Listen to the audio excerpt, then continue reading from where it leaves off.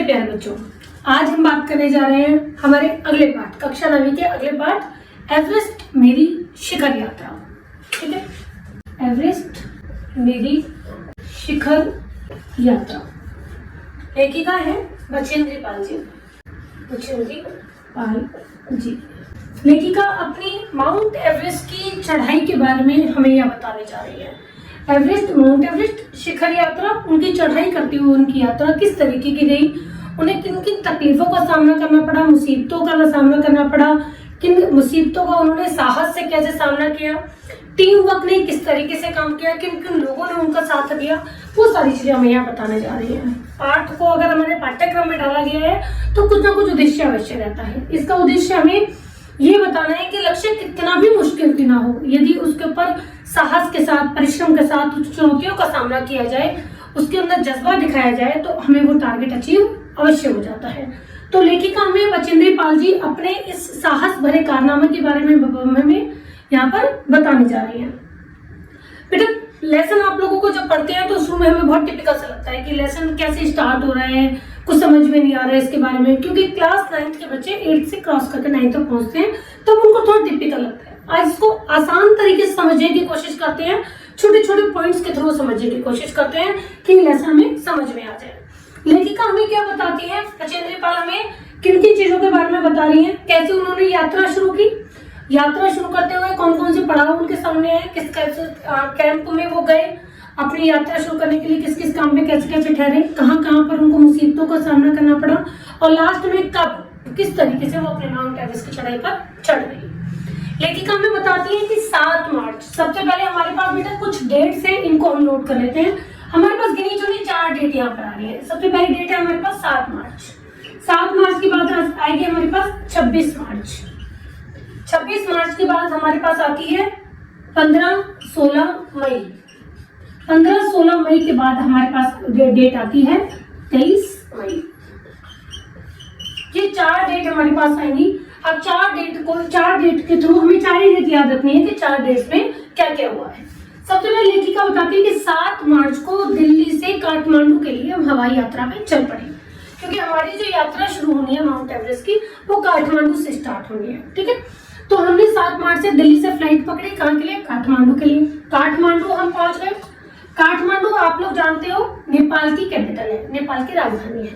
ठीक है, तो काठमांडू जब हम पहुंचे तो काठमांडू पहुंचने के बाद एक जगह है नमचे बाजार। एक जगह है नमचे बाजार। नमचे बाजार लेखिका बताती है कि शेरपा लैंड एक जगह का नाम है, वहां पे भी वहां का सबसे प्रसिद्ध, सबसे महत्वपूर्ण नगरीय क्षेत्र है।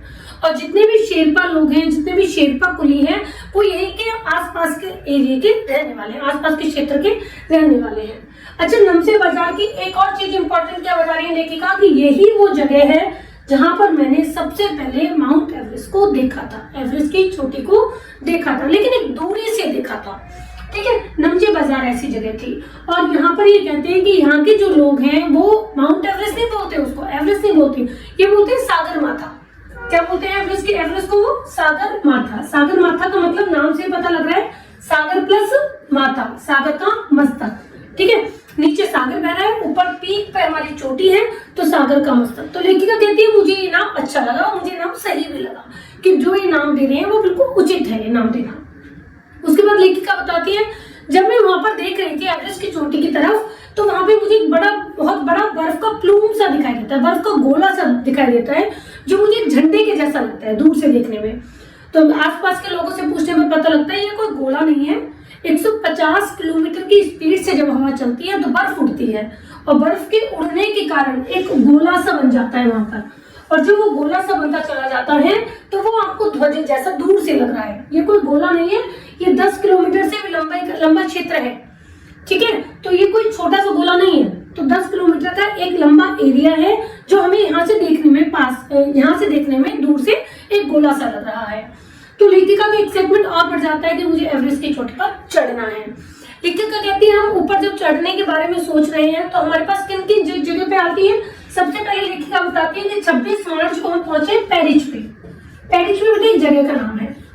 जब पेरिस वो पहुंचे तब उन्हें पता लगता है कि हिमस्खलन के कारण एक शेरपा कुली की मौत हो गई है। हिमस्खलन क्या होता है?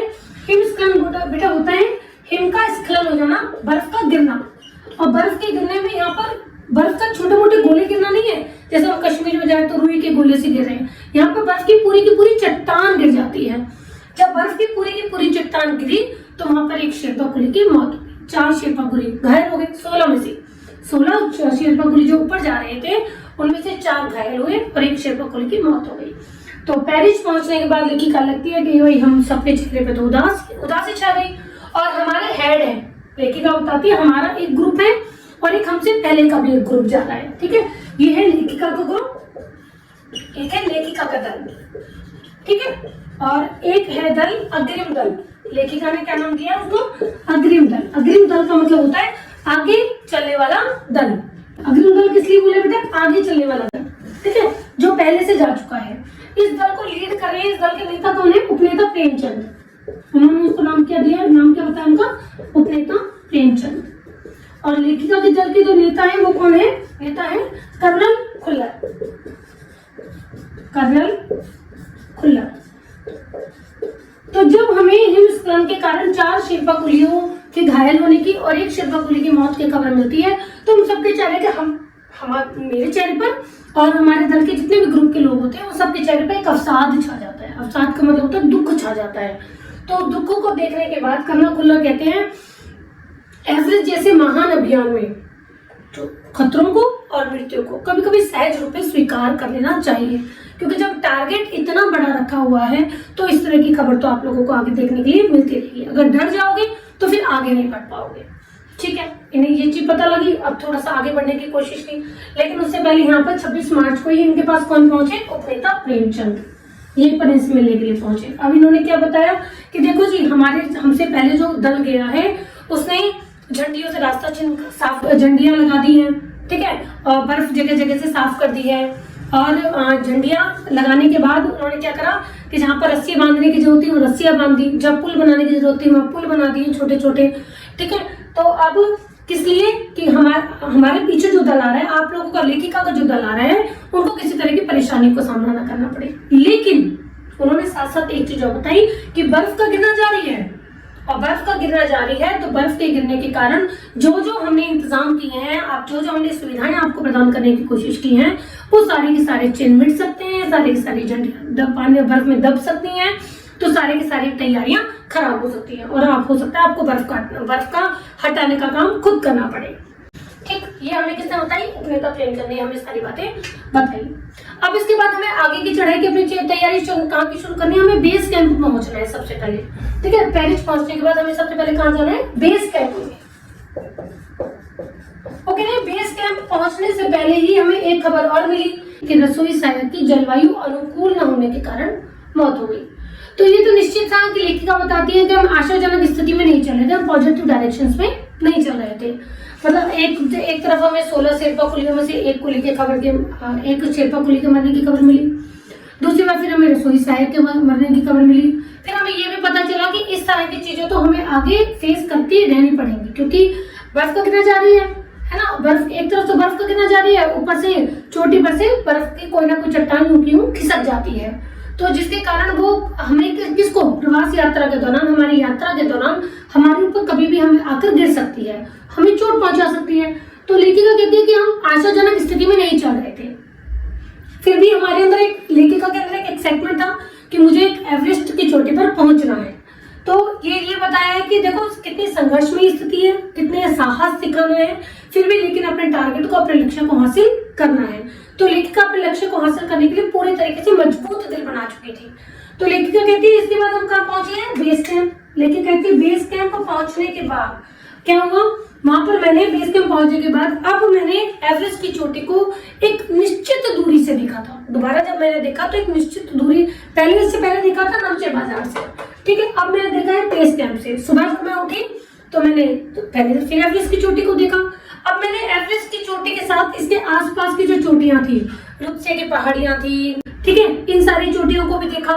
इन सारी चोटियों को देखने के बाद मैं बहुत चक्की खड़ी रह गई कि यार कितनी सुंदर लग रही है चोटी, मुझे वहां पर जाना है। साथ में ही लौत्से की है, लुत्से की पहाड़ियां हैं और साइड में से जो एक तरफ से हमारे बर्फ की नदियां बह रही हैं, वो लेखिका ने देखी, तो लेखिका उन सबको देख के खड़ी की खड़ी रह गई, आश्चर्यचकित रह गई कि मुझे वहां पर पहुंचना है। और एक अलग से तरीके का एक्साइटमेंट हो गया कि आकर्षित हो गई कि मुझे अब उस चोटी पर पहुंच जाना है। ठीक है, एक यहाँ पे बेस कैंप पे हमें बात लेखिका एक चीज बताती है कि बेस कैंप में हमें एक चीज और पता चली कि हिमपात क्या होता है। हिमपात बेटा, हिम का मतलब होता है बर्फ, पात का मतलब गिरना। ठीक है, बर्फ का गिरना हिमपात कहलाता है। लेकिन बर्फ के जो खंड गिरते हैं वो अव्यवस्थित ढंग से गिरते हैं, ये नहीं छोटे छोटे सीक्वेंस में एक जैसे गोले गिर रहे हैं, बर्फ की छोटी छोटी गुरुइयां सी गिर रही हैं।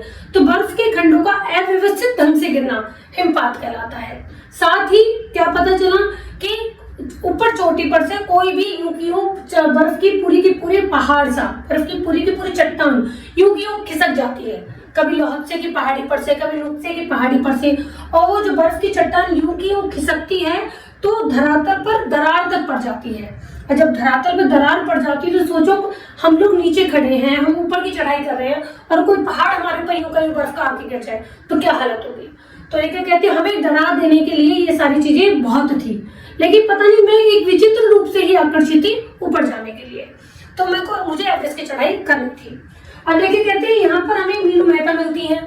मीनू मेहता हमसे क्या कहते हैं कि यहाँ पर वो हमें सारी चीजों के बारे में जानकारी देते हैं कि आप लोगों को एल्युमिनियम की सीढ़ियों जो है आप लेके जा रहे हो उसका उपयोग कैसे करना है, रस्सियां कैसे बांधनी है, बर्फ की आड़ी तिरछी दीवारों पर पुल, अस्थायी पुलों का निर्माण किस तरीके से करना है, और जो आपसे पहले जो दल गया है, एक अग्रिम दल गया है, उसने क्या क्या टेक्निकल वर्क कर दिया है। अभियांत्रिकी दल के जो कार्य हैं वो सारे अभियांत्रिकी कार्यों के बारे में बताया कि उन्होंने जो जो काम कर दिया है वो कैसे कैसे किया है। तो ये सारी जानकारी हमें बेस कैंप में हासिल हुई कि ऊपर जाने के लिए ये सारी जानकारी हमारे काम आएगी। ठीक, यहाँ पर बेस कैंप में ही लेखिका को एक तेंजिंग नाम के व्यक्ति मिलते हैं। तेंजिंग किसके साथ मिलते हैं? वो अपनी पुत्री डेकी के साथ आते हैं। ठीक है, तो अपनी पुत्री डेकी के साथ क्या आते हैं क्योंकि उनकी कोशिश ये है कि उनकी पुत्री उनके साथ साथ बाकी जितने भी लोग हैं जो पर्वतारोही हैं, पर्वत पर चढ़ाई करने वाले हैं, उन सभी लोगों के साथ मेरी बेटी एक बार मिल ले। क्यों मिल ले? कि जहां तक संभावना है उनकी कोशिश यही है कि ऐसे जो पॉजिटिव लोग हैं, जो आशाजनक लोग हैं, जो आगे बढ़ने के बारे में सोचते हैं, जो इतने साहसी हैं, उनके बारे में मिलने के बाद, उनसे मिलने के बाद उनकी पुत्री के अंदर भी एक अलग इसी तरीके के पॉजिटिव गुण आएंगे। ठीक है, पॉजिटिव क्वालिटीज बढ़ेंगी। तो वो चाहते थे कि जितने भी शेरपा कुली है सबसे मेरी बेटी मिले, जितने भी पर्वतारोही है सबसे मेरी बेटी मिले। लेकिन कहती जब मुझसे मिलने के बारे में बात आई तो मैंने उनसे बोला कि मैं तो एक नौसिखिया हूँ, तो अभी भी मैंने पर्वतों की चढ़ाई शुरू करी है। तो तेंजिंग बोलते हैं कि तुम एक पक्की पर्वतीय लड़की हो, तुम्हें तो शिखर पर पहले ही प्रयास में पहुंच जाना चाहिए। तेंजिंग कहते हैं कि मैं भी तो एक नौसिखिया ही हूँ, एवरेस्ट मेरा भी पहला अभियान दल है। क्यों अभियान दल है? जबकि इससे पहले वो 7 बार एवरेस्ट की चढ़ाई कर चुके थे। उन्होंने ऐसा क्यों कहा होगा कि मेरा पहला अभियान दल है? इसलिए क्योंकि जब भी चढ़ाई करते हैं एक नया अनुभव सामने आता है। हर बार स्थिति एक जैसे नहीं होती कि रास्ते का ट्रैक है, सीधा मैदानी एरिया है, सीधा सीधा यूं जाना है और यूं मुड़ जाना है।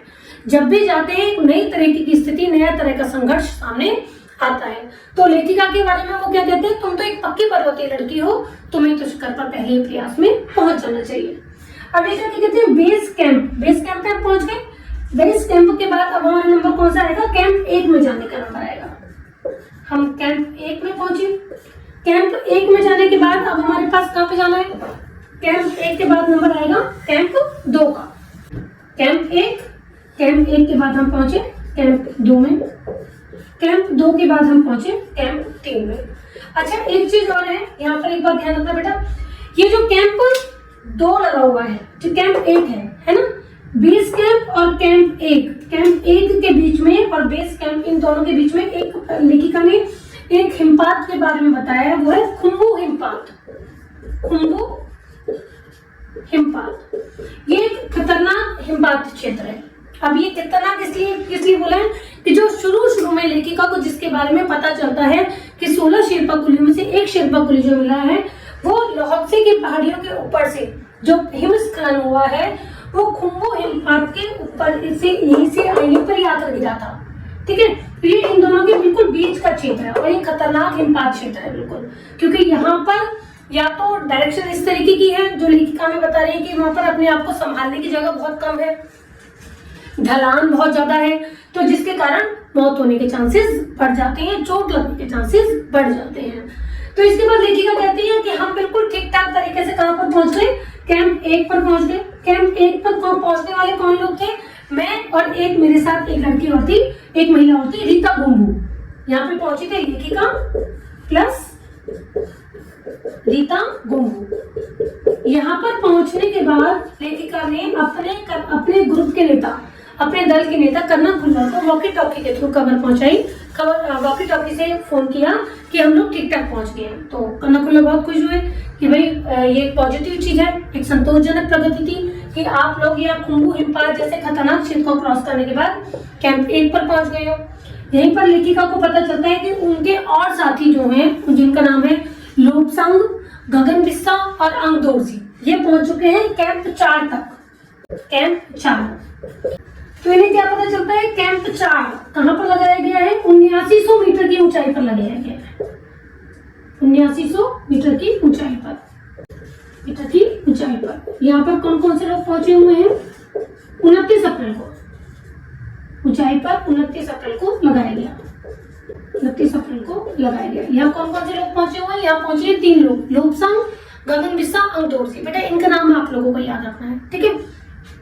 अच्छा एक बात और ध्यान रखनी है, जब ये पूरा का पूरा ग्रुप जा रहा होता है तो बेटा ये मतलब नहीं है कि कैंप 4 पहुंच गए, कैंप 4 के बाद शिखर कैंप, शिखर कैंप के बाद एवरेस्ट की चोटी और अपना चढ़ गए और अब नीचे उतरे, ऐसा नहीं होता। जब हम अपने ग्रुप के साथ चल रहे होते हैं, टीम वर्क काम कर रहे होते हैं, तो सबको साथ लेके चलना होता है। अगर किसी को चोट लग गई है तो हमारे पास खबर ये आ गई है कि भी चोट लगी है, वो बेस कैंप चले गए हैं। अगर कोई मर गया है तो भी हमारे पास खबर पहुंचेगी, कोई ऊपर जाने ही नहीं चाहता डर के मारे तो भी खबर पहुंचेगी। लेकिन जो ग्रुप के सारे मेंबर्स होंगे वो सब साथ में ही एक दूसरे के साथ में चलेंगे। इसके बारे में आप लोगों को आगे पता चलेगा कि लेखिका कैसे सबको साथ लेके चलेगी। कैंप 1 पे लेखिका के पहुंचती है, लेखिका और रीता गुम्बू पहुंचते हैं। कन्ना खुल्लर कहता है ये अच्छी चीज है। फिर उनको यहाँ पर पता चलता है कि कैंप 4 भी लगाया जा चुका है। 29 अप्रैल को अंगदोरजी और लोबसांग, गगन बिस्सा 7900 मीटर की ऊंचाई पर कैंप लगा चुके हैं, कैंप 4 लगा दिया है। लेकिन वो पहुंचती है कैंप 2 पर, कैंप 2 से पहुंचती है कैंप 3 पर। इसका ध्यान रखना, कैंप 3 इसकी डेट है इंपॉर्टेंट, 15-16 मई से जुड़ी हुई है इसकी डेट। कैंप 3 पर जब लेखिका पहुंचती है, बुद्ध पूर्णिमा के दिन होते हैं, बुद्ध पूर्णिमा की रात होती है। लेखिका कहती है कि हमने वहां पे अपने नायलॉन का तंबू बना रखा है, 2 तंबू वहां मेरे बने हुए हैं। एक तंबू में मैं और लोबसांग है और दूसरे एक बंदा और भी इनके साथ में, और दूसरे जो तंबू है उसके साथ एंडी शेरपा है और अन्य लोग हैं, ठीक है। रात को अचानक से 12:30 बजे एक बहुत तेज आवाज के साथ, बहुत तेज गति के साथ एक चीज उनके ऊपर आके गिरती है। उनका तंबू तहस नहस हो जाता है और लेखिका को एहसास भी नहीं होता। क्या ऐसा लगता है लेखिका को कि मुझे कुछ दबाता हुआ, कुछ सांस को रोकता हुआ कुछ जा रहा है मेरे ऊपर से। पता चलता है कि पूरी की पूरा बर्फ का कोई पहाड़ आके हिमपुंज पूरा का पूरा यूं का यूं लेखिका के ऊपर आकर वो गिरा है।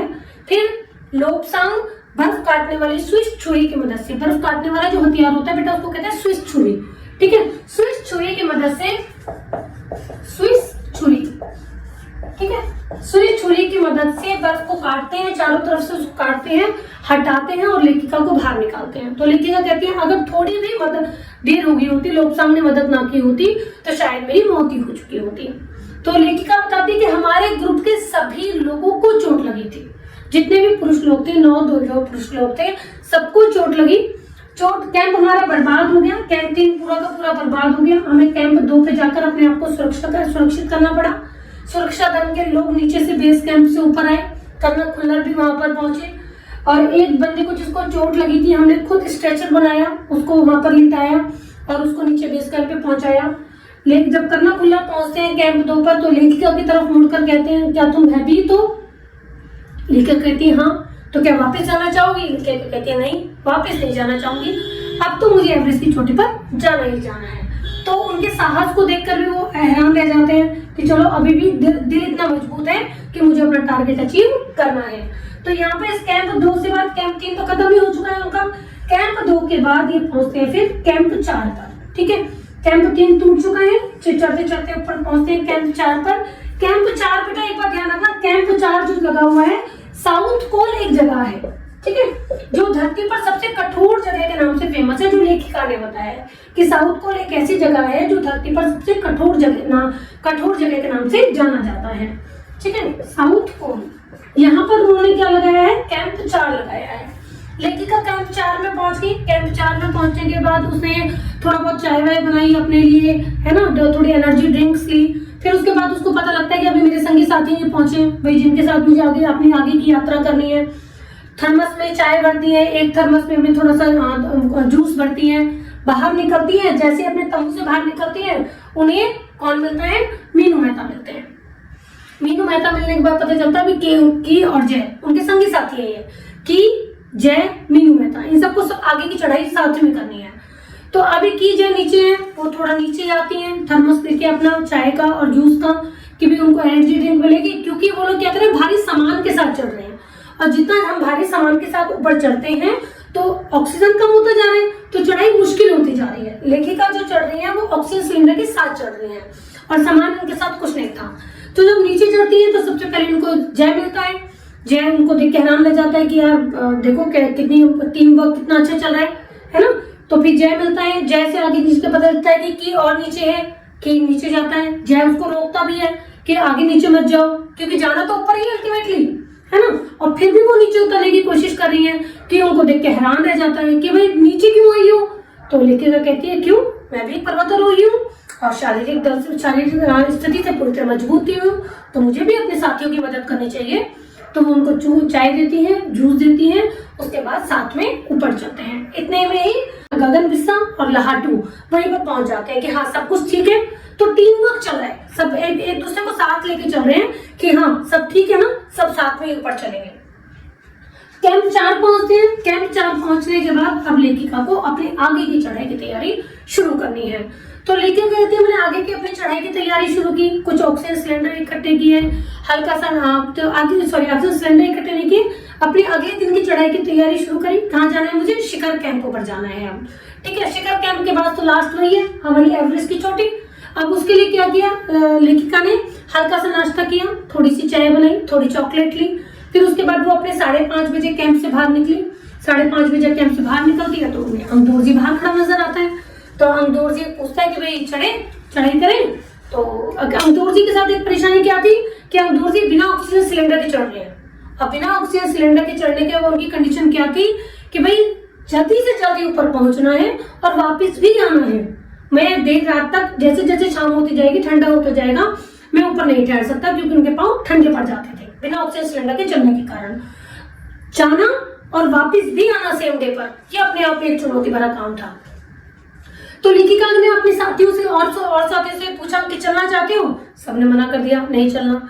तो 6:20 पर लेखिका को लगा कि अंगदौर जी के साथ चलना चाहिए। अंगदौर जी एक अपने आप में बहुत अच्छा पर्वतारोही है, साथ में लेखिका को अपने आरोहण की क्षमता पर भी विश्वास था कि सब कुछ मैनेज हो जाएगा, चलो। तो लेखिका चलने को तैयार हो जाती है अंगदौर जी के साथ। अपने साथ में ये रस्सी लेके नहीं चल रहे हैं, एक बर्फ काटने का फावड़ा वाला इनके साथ जरूर है। तो लेखिका कहती है जब हम दोनों चल रहे हैं ऐसा लग रहा था रास्ता इतना ढला हुआ है जैसे बर्फ की कोई शीशे की चादर बिछा दी गई हो। हमारे लिए चढ़ना बहुत मुश्किल है, एक तो ढलान, और ऐसा लग रहा है जैसे कांच बिछा हुआ है, कोई बर्फ की चादर बिछी हुई है शीशे की जैसी, उस पर अपने आप को संभालना बहुत मुश्किल। हमने बर्फ काटने वाले फावड़े का इस्तेमाल किया अपने आप को अपना बैलेंस बनाए रखने के लिए। बहुत तेजी से चलाना पड़ता है तब जाके वो बर्फ कट पाती है। तो लेखिका अपनी इस स्थिति के बारे में बता रही है कि हमें कितनी खतरनाक स्थितियों का सामना करना पड़ा।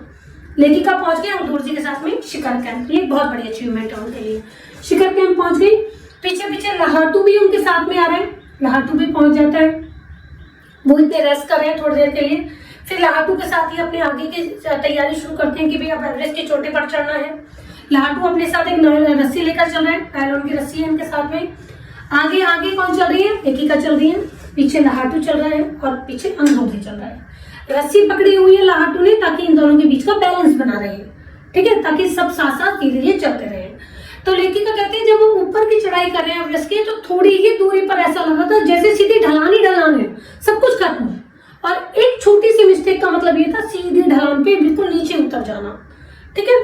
तो हम जब बाहर ऊपर चढ़ते जा रहे हैं, बर्फ उड़ रही है, बहुत तेज गति से हवा चल रही है, दूर दूर तक कुछ नजर नहीं आ रहा, सब जगह शून्य है, क्योंकि आप ये लगा जो बर्फ जब सामने से है तो कुछ भी कैसे दिखाई देगा।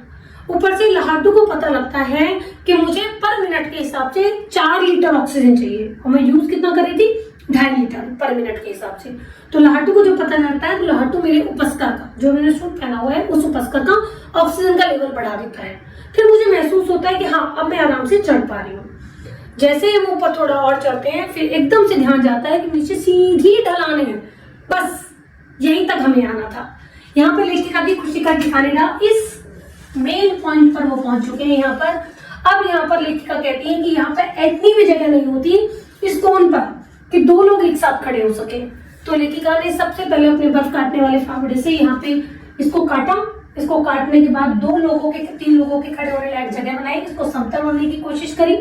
यहाँ पर ये लोग खड़े हुए। लेखिका कहती है मैंने अपने बैग में से दुर्गा माँ का चित्र निकाला, हनुमान चालीसा निकाली, छोटी सी पूजा की, बर्फ को चूमा और वहां पर इन हनुमान चालीसा को और माता दुर्गा के चित्र को दबा दिया। अपने बर्फ के ताज का चुम्बन किया, वहां पर अपना जो ध्वज है उसको आरोही ध्वज को लहराया। यहाँ पर आने के बाद अंगदूर जी ने मुझे बधाई दी कि दीदी आपने बहुत अच्छी चढ़ाई की। लहाटू आया, लहाटू ने कन्ना खुल्लर को कॉल किया कि हाँ भाई हम यहाँ ठीक ठाक पहुंच गए हैं। इतनी ही देर में एक बंदा हो रहा है सोनम पुलजर, इसका नाम भी जानने के लिए मिलेगा आपको, सोनम पुलजर। ये क्या कर रहे हैं कि हमारे फोटोज खींचना शुरू कर देते हैं कि हाँ हम एवरेस्ट की चोटी पर पहुंच चुके हैं। कन्ना खुल्लर जब मुझसे बात करते हैं, लेखिका बताती हैं, तो कहते हैं कि मैं सबसे पहले तुम्हारे माँ बाप को, माता पिता को बधाई देना चाहूंगा, देश को तुम पर गर्व है, मुझे तुम पर गर्व है। और एक लाइन ऐसी वो बोलते हैं जो पहली बार जब मैंने लेसन पढ़ा था ना बेटा तो मेरे दिमाग में क्लिक कर गया था ये वाली लाइन। वो ये कहते हैं कि अब तुम एक ऐसे संसार में वापस जाओगी जो तुम्हारे पीछे छोड़े गए संसार से बिल्कुल अलग होगा। क्यों अलग होगा? कि जब चढ़ाई की थी तुम्हें कोई नहीं जानता था, बचन दीपा को कौन जानता था? कोई नहीं जानता था। जैसे इतनी सारे पर्वतारोही होते हैं, इतने सारे लोग चढ़ने की कोशिश करते हैं, उत्तराखंड से अलग अलग एरिया से लोग जाते हैं, लेकिन जो वहां पहुंच पाता है, टारगेट अचीव कर पाता है, वही सबके नजरों में चढ़ पाता है। अब तुम वापस उतरोगी तो लोग तुम्हारे इंटरव्यू लेने के लिए, लोग तुमसे अलग अलग तरीके की सलाह लेने के लिए, तुम्हें तुम्हारे साथ फोटो खिंचवाने के लिए, तुम्हारे ऑटोग्राफ लेने के लिए तैयार खड़े होंगे। तो अब तुम जिस संसार में जाओगी वो तुम्हारे पीछे गए छोड़े गए संसार से बिल्कुल अलग होगा। तो ये था बेटा हमारा लेसन, एवरेस्ट मेरी शिखर यात्रा। बेटा पूरे पाठ के बारे में आप लोग जान चुके हो कि पूरा पाठ हमारा क्या था। अब इसके मुख्य मुख्य जो डेट है, मुख्य मुख्य जो नाम आए हैं उनके बारे में एक बार जान लो, शॉर्ट में थोड़ा जान लेते हैं इनके बारे में। सबसे पहले डेट है हमारी 7 मार्च जहां से यात्रा शुरू करी है, ठीक है। इसके बाद की अगर हम बात करें तो 23 मार्च को ये कहाँ पहुंचे हैं? पेरिस पहुंचे हैं, ठीक। 23 मार्च के बाद जो हमारे पास डेट आ रही है वो हमारे पास एक डेट आई 29 अप्रैल, पहले आएगी 29 अप्रैल। 29 अप्रैल को 7900 मीटर की ऊंचाई पर कैंप लगाया गया है, कैंप 4। 7900 मीटर की ऊंचाई पर कैंप 4, ठीक है। ये हो गया 29 अप्रैल को। 15-16 मई बेटा, 15-16 मई इसलिए बोला है क्योंकि 15 की रात लेट नाइट 12:30 बजे, ठीक है। यहाँ पे क्या हुआ था? दुर्घटना घटी थी, जो कैंप 3 तहस हो गया था, ये वाला है। इसके बाद है लास्ट डेट जो हमारी है वो है 23 मई 1984। ये कौन सी डेट है? जिस दिन लेखिका ने एवरेस्ट की चढ़ाई की थी, एवरेस्ट फाइनली वो पहुंच गई थी, ठीक है। चढ़ाई की थी मतलब एवरेस्ट फाइनली वो पहुंच गई थी। ये हमारी टोटल डेट है जो हम याद रखते हैं, ठीक। अब इसके बाद कुछ नाम आए हैं जो हमें थोड़े टिपिकल से हैं, हमें नॉर्मली हमें क्या नाम है? मोहन, राकेश, सुरेश, ये नाम हमारे मुंह पर है, ठीक है। ये नाम हम सुनते रहते हैं। तो बाकी जो नाम आते हैं वो हमें याद करने बहुत टिपिकल लगते हैं, हमें लगता है कि बहुत मुश्किल है नाम याद रखने। गिने चुने नाम है, अगर इनको सीक्वेंस याद करोगे, इनकी स्टोरी से याद करोगे तो याद रहेगा। सबसे पहले हमें जिनके पास हमें नाम आता है हमारे पास लेखिका के बाद में, वो सबसे पहला नाम आता है हमारे पास। एक नाम नहीं है, एक वो है एरिया वाइज जगह का नाम, ठीक है। नमचे बाजार, शेरपालैंड, जो आप लोगों को ध्यान रखना है। नमचे बाजार ये काठमांडू में है और यहाँ का सबसे शेरपालैंड का सबसे महत्वपूर्ण नगरीय क्षेत्र है ये नमचे बाजार, ठीक। यहाँ के जो शेरपा कुली हैं जो सामान ढोने का काम करते हैं, यहीं के आसपास के रहने वाले हैं। एक चीज तो ये ध्यान रखनी है। इसके बाद लोगों के नाम याद रखनी है। वो कौन है? लेखिका के दल के नेता कौन है? एक नेता है हमारे पास कर्नल खुल्लर। ठीक, ये किसके दल के? लेखिका के दल के नेता हैं। दूसरे हमारे पास नेता कौन से हैं? उपनेता प्रेमचंद। ये कहाँ के हैं? ये अग्रिम दल के नेता हैं। अग्रिम दल जो लेखिका के से पहले एक दल जा चुका था उसके नेता, अग्रिम दल के नेता। ठीक है, इसके बाद हमारे पास किसका नाम सुनने के लिए आता है? कर्नल खुल्लर के बाद में जो नाम आता है वो हमारे पास आता है उपनेता प्रेमचंद, जानकारी देते हैं। इसके बाद नाम आता है हमारे पास डॉक्टर मीनू मेहता का।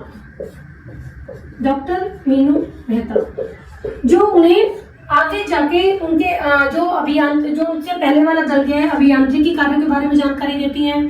किस तरीके से हमें एल्युमिनियम की सीढ़ियों का उपयोग करना है, रस्सियों को कैसे बांधना है, बर्फ की आड़ी तिरछी दीवारों पर लट्ठे रस्सियों का उपयोग कैसे करना है, इन सारी चीजों की जानकारी देती हैं। ठीक है, डॉक्टर मीनू मेहता के साथ में हमारे कौन कौन लोग हैं?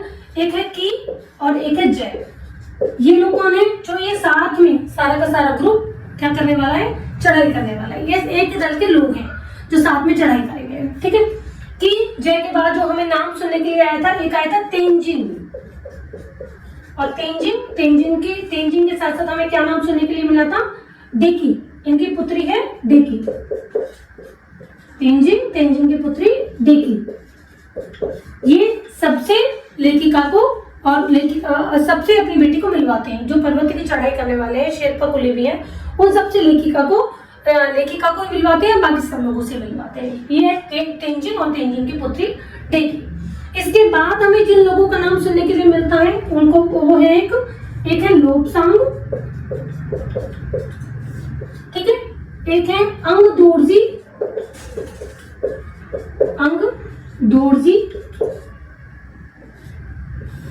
और एक है गगन बिस्सा। ये कौन लोग हैं बेटे? ये तीन लोग वो हैं जो 29 अप्रैल को 7900 मीटर की ऊंचाई पर कैंप 4 लगाते हैं। ये पहले पहुंच गए हैं और उन्होंने एक सफलताजनक प्रगति की है। ठीक है, संतोषजनक प्रगति की है। ये तीनों मिलकर 29 अप्रैल को 7900 मीटर की ऊंचाई पर कैंप 4 लगाते हैं। ठीक, इनके बारे में ये जानकारी मिलती है। अंगदोर्जी के बारे में ध्यान रखना, अंगदोर्जी हमारे आगे तक चलने वाला बंदा है। ये लोब्सांग ये वो बंदा है जो लेखिका की हेल्प करता है। किस चीज के लिए? जब कैंप 3 तय हो जाता है तो लेखिका को बर्फ का फावड़ा, जो बर्फ काटने की मशीन होती है, स्विच छुरी है ना, जो बर्फ काटने के लिए काम आती है, उस स्विच छुरी का उपयोग करके लेखिका को बर्फ में से निकालने का काम होता है। लेखिका की मदद करते हैं ये। ठीक है, गगन बिस्सा का नाम भी हमने सुन लिया। गगन बिस्सा जब वो नीचे आ रहे होते हैं ना, जब लेखिका अपने साथियों की जय की हेल्प करने के लिए नीचे आ रही होती है, थर्मस लेके नीचे आ रही होती है, तो उस समय गगन बिस्सा और लहाटू, एक बंदे का नाम हमारे पास आएगा लहाटू, नीचे देखने के लिए आते हैं कि हाँ लेखिका ठीक ठाक है, क्योंकि भाई वो नीचे लौट के आ रही है ना, कैंप 4 में पहुंच चुकी है, साउथ कोल वाली जगह पर पहुंच चुकी है और वापस लौट के आ रही है। तो सब ठीक है, क्योंकि सबको आगे एक साथ चलना है, तो इनका नाम हमें वहां सुनने के लिए मिलेगा। ठीक, अंगदोर्जी ये कौन बंदा है जो बिना ऑक्सीजन सिलेंडर के अपनी चढ़ाई कर रहा है? इसकी दूसरी चढ़ाई है बेटा।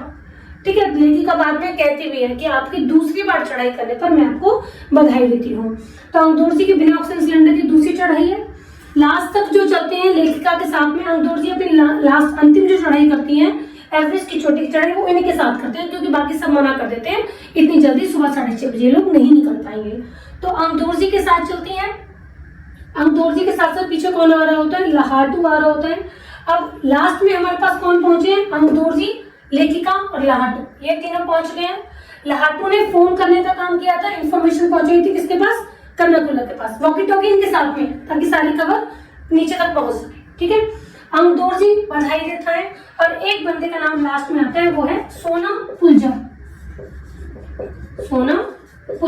ये क्या करते हैं? ये फोटो क्लिक करने का काम करते हैं कि भाई वहां पहुंच चुके हैं। अब लोगों को प्रूफ भी तो दिखाना है नीचे आने के बाद कि आपने एवरेस्ट की चढ़ाई की है, वहां पे स्थिति कैसी थी, वहां पर आपने जो पस्कर पहना हुआ था, जो सूट पहना हुआ था, वो उसमें आप कैसे लग रहे थे, ये सारी चीजों को शूट करने का काम इन्होंने किया था, फोटो खींचे थे वहां पे जाके। तो ये टोटल हमें सारे के सारे नाम देखने के लिए यहाँ पर मिलेंगे। ठीक है।